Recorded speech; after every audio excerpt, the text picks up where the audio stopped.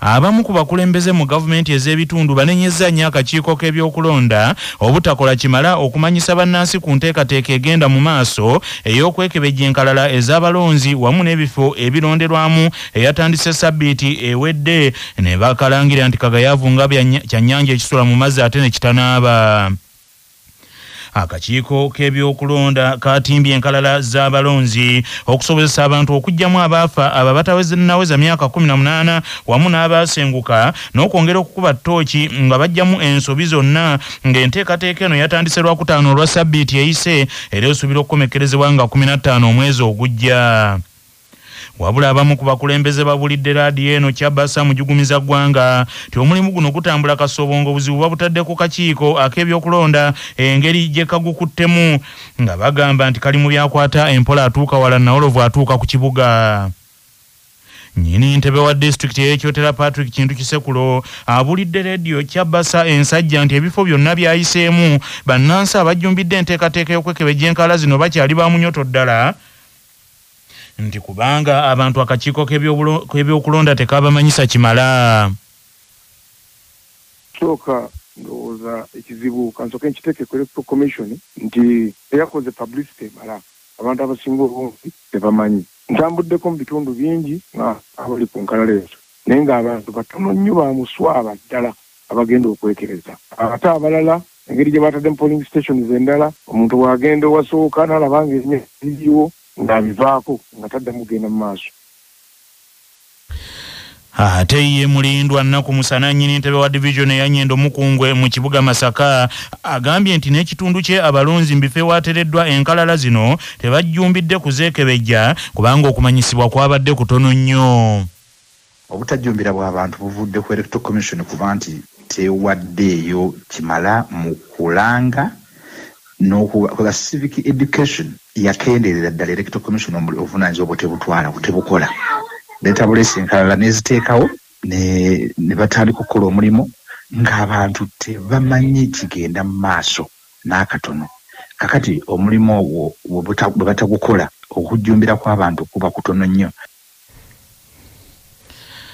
Ate ye mmeeya wa municipali ey'Emityana Ssalongo Faustino Mukambwe Lukonge Basambagganyi agambye nti emityana enkalala z'abalonzi tezinnatuuka okuggyako ez'abantu abaliko obulemu abavubuka n'abakadde ze zaatuuse zokka ng'endala ez'awamu tebannaziraba ebyazo bawulira byogere ng'angalabi ya Nyanzi. Batwadde ebbanga lya sabbiiti 3 okuva ne wiiki ewedde naye waffe Emityana otwogerera bino nabaddeko mu ofiisi yakulira ebyokulonda mu disitulikiti omukyala Alex Komhanji nategeeza nti eggulu bwazibidde ku Sande ng'Emityana register esobodde okujja ez'abantu abaliko obulemu. Register z'abantu abalala aba bulijjo ez'abakyala ez'abavubuka n'abantu bannayuganda bonna okutwaliza wamu bannamityana ewaffe tezinaba kutuukayo kubanga ewange Emityana abakulembeze abasinga tuli ba opposition tulandisa okutya nti wa pulaani ngenderere ey'okulaba nga bannayuganda batakkiriza mu gavumenti eriko oba oli awo ewaabwe bamukisa kukebera naye kabakole batya ffe amaaso n'amatu tugagudde okulaba twenyigira mu democratization process ya Uganda eno. Wabula Ssekamwa w'akakiiko akavunaanyizibwa ku byokulonda Julius Mukyunguzi akkiriza nti ddala enteekateeka eno etambudde kasoobo kyokka ye obuzibu abutadde ku bannayuganda abaagala okukola ebintu bulijjo mu kaseera ak'oluvannyuma nti ng'entegeka eno bakyagitunuulidde kizimuzimu omugole kyatunuulira ettooke etto. Era ripooti ze tufuna okuva mu ggwanga ziraga nti abantu batandise okujja naye twagala bajjire mu bungi baleme okulinda ku lunaku olusembayo oba ku nnaku ezisembayo nga bwe tuteramye okukiraba. Era ssentebe w'akakiiko omulamuzi Bakama Mugenyi yababuulira ng'ajjawo akawuuwa k'okukebera enkala z'abalonzi nti ku mulundi guno tewagenda kubeerawo okwongezaayo okusukka ku nnaku z'omwezi 15 ogwa Meeyi kuba ebiseera naffe kati bituyiseeko. Olukiiko lw'Obwakabaka bwa Buganda lubitaddemu engatto lwolekedde essaza Gomba nga luli mu kaweefube ow'okulambula amasaza n'okwetegereza abantu ba Kabaka nga babategeeza n'ebyo ebiba bigenda mu maaso mu Bwakabaka omuli n'olukiiko lwa Buganda olukulu. Enteekateeka eno ekulembeddwamu omukubiriza w'olukiiko lwa Buganda olukulu omulangira w'ekitiibwa Patrick Luwaga Mugumbule era nga olukiiko lugenda kutuusa amawulire n'ebiteeso eri abantu ba Kabaka wansi era lugenda kutalaaga amasaza gonna 18 ag'Obwakabaka. Omukubiriza w'olukiiko lwa Buganda olukulu omulangira w'ekitiibwa Patrick Luwaga Mugumbule yeeyanzizza Ssaabasajja Kabaka Ronald Muwenda Mutebi II olw'okusiima olukiiko lutandika okutuuka obutereevu ku bantu be era n'asaba abakulembeze ku mitendera egy'enjawulo mu Bwakabaka batuuse obubaka obuva embuga eri abantu b'Omuteregga. Manya obubona obu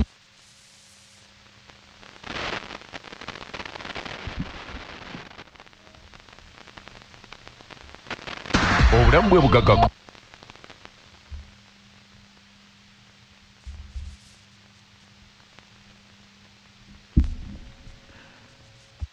Owekitiibwa Luwaga Mugumbule tunaamubatuusaako oluvannyumako.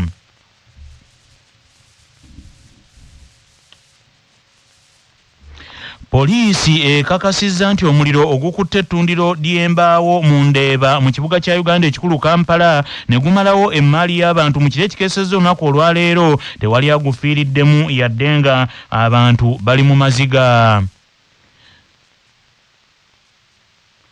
Omuliro guno gukutte mu kiro ekikeesezza olwaleero era nga emmaali y'abantu etokomose nga omusasi waffe Sharifu Lukenge yalina ebikirawo. Batwadde ebbanga lya ssabbiiti ssatu okuva ne wiiki ewedde naye waffe Mityana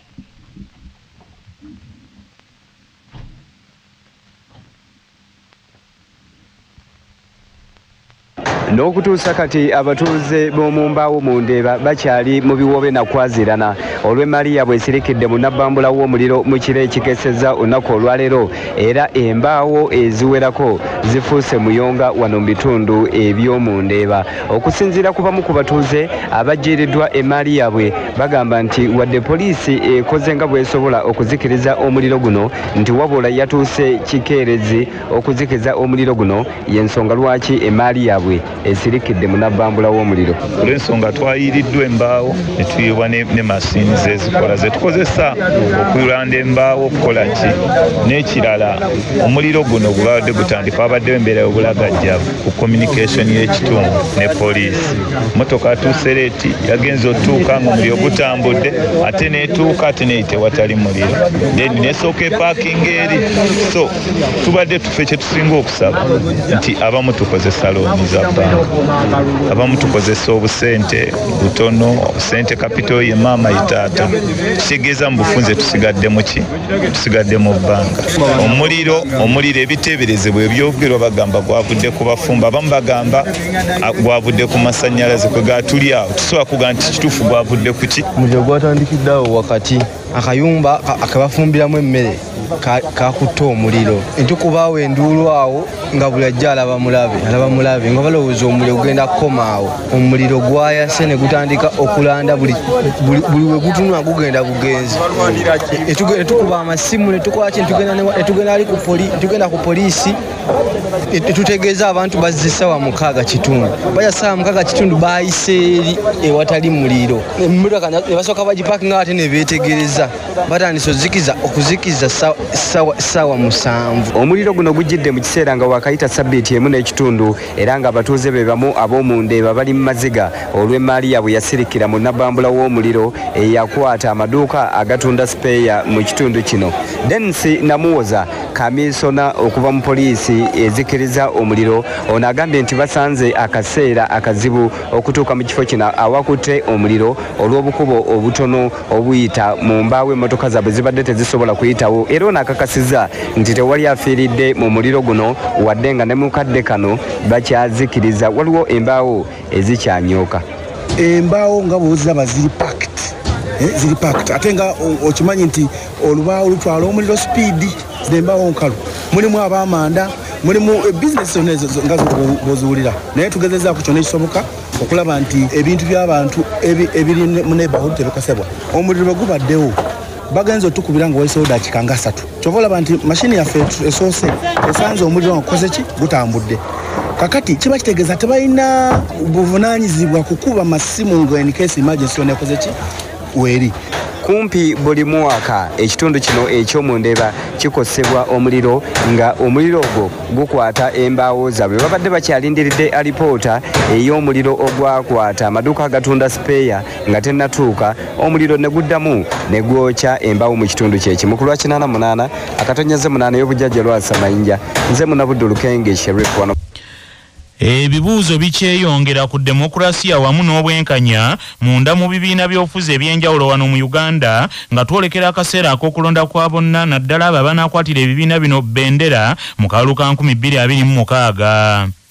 Aba National Unity Platform ekibiina ekikulira oludda oluvuganya gavumenti kaakano balagidde abamu ku babaka baabwe bannakibiina kino beetonde, kyokka nga ensonga ezibeetondesa tebazibabuulira butereevu, embeera neeyongera okufuuka ey'abakazi bajja kabugo kakadde tekaggwamu nsekere. Baba Democratic Party balangiridde nti bagenda kukyusa mu ssemateeka waabwe, naye nga kino kiraliikiriza bammemba ab'ekibiina kino abamu nga bano beemulugunyizza nti enkyukakyuka zino zirabika zigendereddwamu kuggumiza bwannakyemalira mu kibiina kya DP. Ekibiina ky'NRM kyo kyalabudde abagenda okuvuganya mu kamyufu kaakyo nti tebeetantala ne beesimbawo obwannamunigina singa baba bawanguddwa mu kamyufu ako okwewala embeera eyayanoonye bwasanga bwatunula.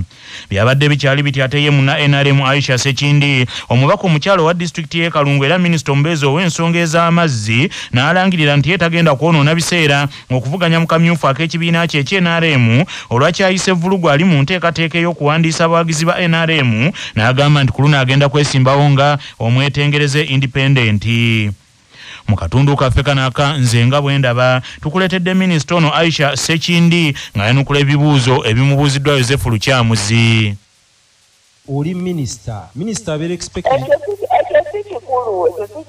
sajja kubeera minisita. Katonda yanyamba buyambi pulezidenti Museveni nanyamba nampa ekifo ekyo. Anti Honorable kakati tetwogera ku kigenda kubawo, twogera kati nti kati oli minisita.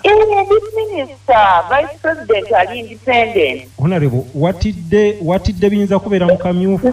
Sitya, otoyinza kubeera mutiitiizi mukwano. N'akavuganya guno omulundi gwa kusatu. Ate ne we nali nga nkyali councillor, district councillor, saayitawo canopause. Naye mubaamu ekintu ky'otunuulira n'ogamba because kati nina experience from being a councillor several. Tuzze tuluzinga abantu baffe lwakubeera nga tulwanaganira mu bululu bw'obwaki obwakate nga akalulu bwe kaggwa mufuna abantu abeeyita abanyiivu, bwe banyiiga baggwerawa. Nze 2011 nali nnoonya akalulu ka mwami Sempijja, abantu bapate mu kulwanagana mwe nali ntiiridde. Owakiwulira baali bapate tebaali b'opposition. 2016 nempita mu mbeera y'emu nga nze olwo nziza okwesimbawo. 2019 mbiddemu obulwadde bwa pressure up to today mpaka lwe ndifa mirampekenze ni mukazi eyeewa emirembe. Naye olw'okulwanagana okwo ne bakuwaayiriza kino ne bakola kiri ne bakola kiri, I ended up nga nfunye high blood pressure. Kati nnoonya kufa. Leero baleeta omuntu era tudde mu bantu tuyombe. Bwe kino ekintu nakikoze lwa bulungi si lwakutya. I'm not a coward. Saagala muntu ayiwa musaayi nga bwe naguyiwa. 2021 baakuba emmotoka twali mu kamyufu. Bani abali bakulu? Emmotoka nga tuli mu kamyufu ka chairman Segawa. Osio yali elwabenge n'akuba emmotoka nga bamugenda Segawa ne Sekindi balimu eyo emmotoka. Singa amasasi ago gakwata ffe singa tuli mbuyaga, singa gakwata abaana b'abantu, muwendo ki gwe nali ngenda okusasulira abantu abo abafisa abaana b'abantu nga tetugenda nakulabirira famire z'abantu because njagala okubeera MP. Abadde toyagala bakusimbeko omuntu mu kamyufu. Ebyo bigambo byo ebyange mbyogedde. Honorable, kakati kinalabika kitanga president aze mu kitundu. No. Aze mu kitundu gwe minisita. I believe kigambo independent masoga muzeeyi oba matuuge ekipira. Ku luno bagambye ba independent. Is a parent, is a good listener, is a parent. Nedda Honorable, obeera kumpi ne president. Tosobola mubuulira kiri ku ground nti ngenda mu cabinet. Kati tosobola mubuulira nti bannaye. Lwakubanti abamawulire muddira akantu akatono ennyo ne mukageza sweetheart, ne mukageza. Honorable, minister okujja independent, they are the second majority in parliament. Naye anti ekyo kinafuya multipartism ate ekibiina. Should I consider party or my life? Ye kambuuze abajira ku pate tebagwa ku kaadi.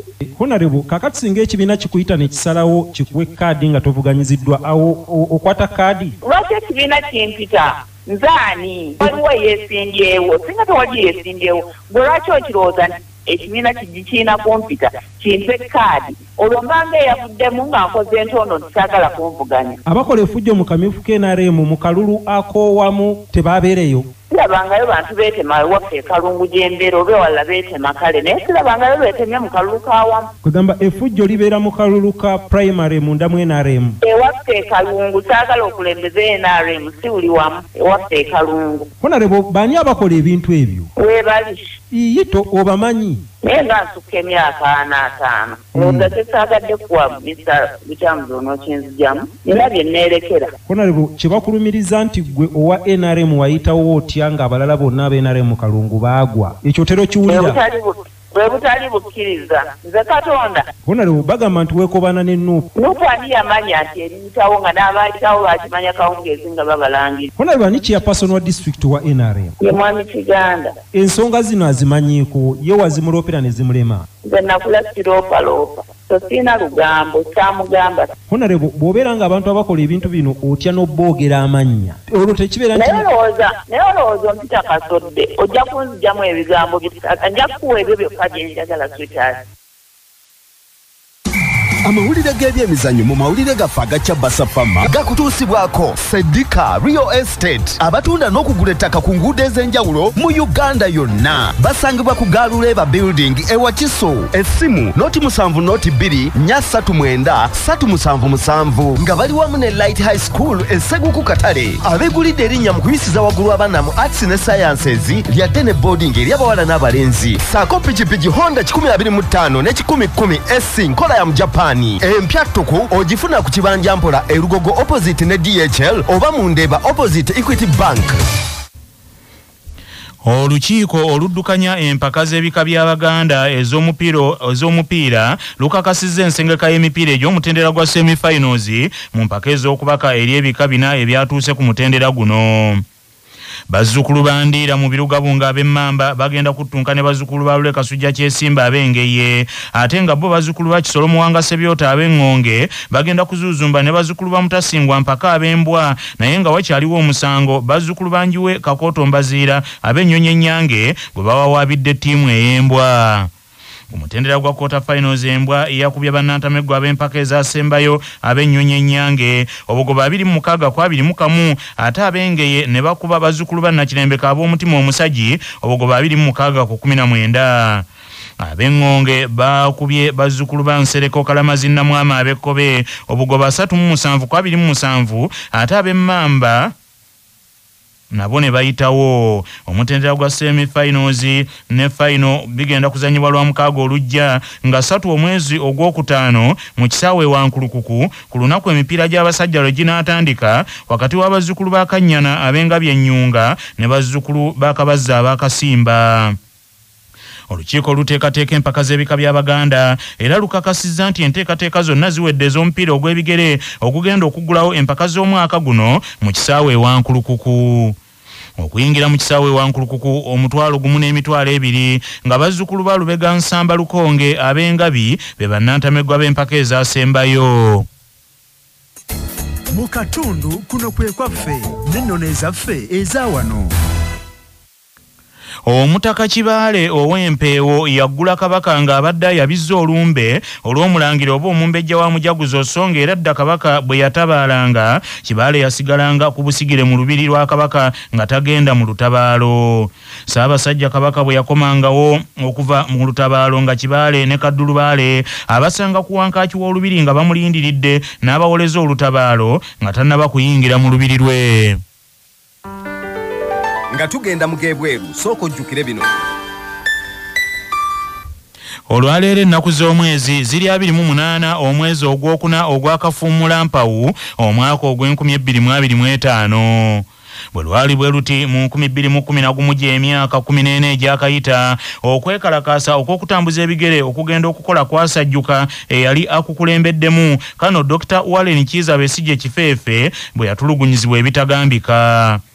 Omupoliisi eyali mu ngoye eza bulijjo Gilbert Alinitwe Bwana yeeteega mmotoka eya Besigye Mulago n'asikayo pisto n'agikozesa okwasayasa endabirwamu ey'emmotoka eno mu maaso Besigye we yali atudde n'amumansira Kamulali mu maaso olwo n'alyoka asikambula Besigye mu mmotoka eno n'obusungu n'amukasuka ku kabangali ya poliisi ng'ekitereke nga Besigye amaaso gazibye takyalaba.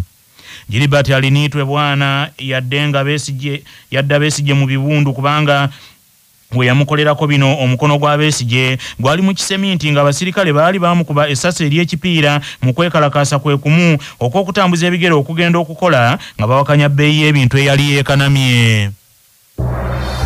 Amawulire okuva ebweru w'eggwanga gakutuusibwako Mchad Industries abakukolera Mchad Black Tea amajani kawoomera ne Mchad Mchuzi Mix akanzaali akazito yenva bisange mu maduuka gonna essimu noti 75 noti 668 481. Bannamawulire ab'omukutu gwa BBC baabizza gavumenti ya Kenya ng'enjogera bw'eri ebiro bino ku by'okutta bannansi abeekaajanga omwaka oguwedde nga bawakanya omusolo omujja nga n'abaasimatuka yali ntaanya ow'amaanyi okulwala omunafu ne yeesekera. Abavubuka abeetuuma Generation Z beekungira ku mikutu eminyumiza wala ne beeyiwa ku nguudo mu kibuga ekikulu Nairobi naddala ku Parliament ne beekalakaasa nga bawakanya ebbago ly'etteeka ery'ebyenfuna kyokka amagye ne poliisi ne babagirayo emmundu ne babawandagazaamu amasasi ne batta abawerako. Parliament ya Kenya yalagira gavumenti enoonyereze ku ttemu ab'ebyokwerinda lye baakola ku beekalakaasi mu gw'omukaaga gw'omwaka oguwedde kyokka ne gye buli eno alipoota tefulumanga ebintu bifuukidde eddala byaganya naganywebwa mu wangaazi.